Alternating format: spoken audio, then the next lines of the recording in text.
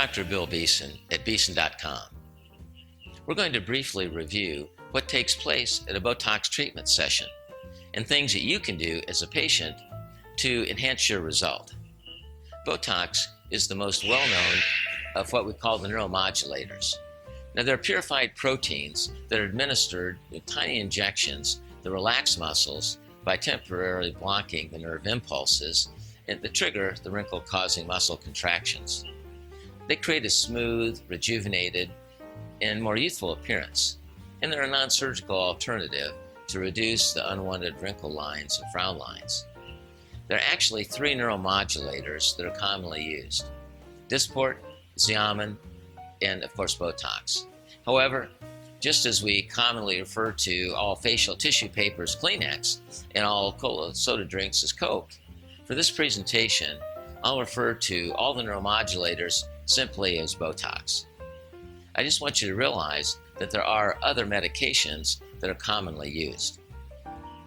Pre-treatment preparation can be important to reduce bruising and swelling associated with Botox treatments. We recommend that you avoid taking aspirin or aspirin-containing compounds for 5 days prior to your treatment. We also recommend that you avoid taking herbs or vitamins that start with the letter G: garlic, ginseng, or ginkgo, as these can decrease the way the platelets stick together and can actually accentuate bruising. When you come in for treatment, you'll be asked to wash your face to remove any makeup. You'll be given a special antibiotic soap, which helps to remove bacteria and reduce the chance of any infection.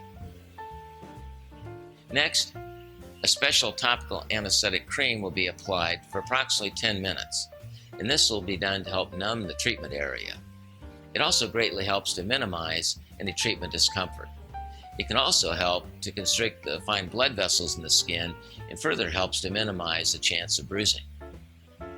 The medication is injected in the upper layers of the skin using very, very small needles. They're actually about the size of a strand of your hair. This significantly minimizes any discomfort. Our nurse will then hold pressure on the area to further minimize any chance of bruising.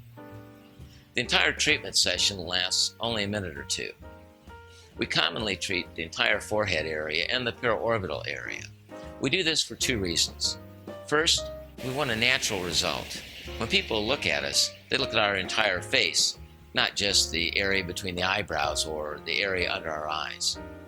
And secondly, by treating the entire area, we avoid what is known as muscle recruitment. This is where one muscle is turned off and another muscle in that area becomes more hyperactive and tries to take over that muscle's function, with the result of hyperactive wrinkles developing in that area.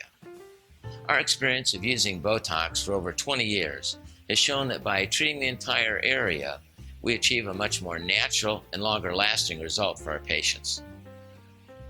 Following your treatment, it's important to move your muscles for the next 4 hours, frowning and squinting. Studies have shown that this greatly facilitates the medication moving into the muscles that we want to turn off, and it helps us achieve an even better result. What you don't want to do is go home and take a nap after a Botox treatment. You can apply makeup and resume normal activities immediately after your Botox treatment session.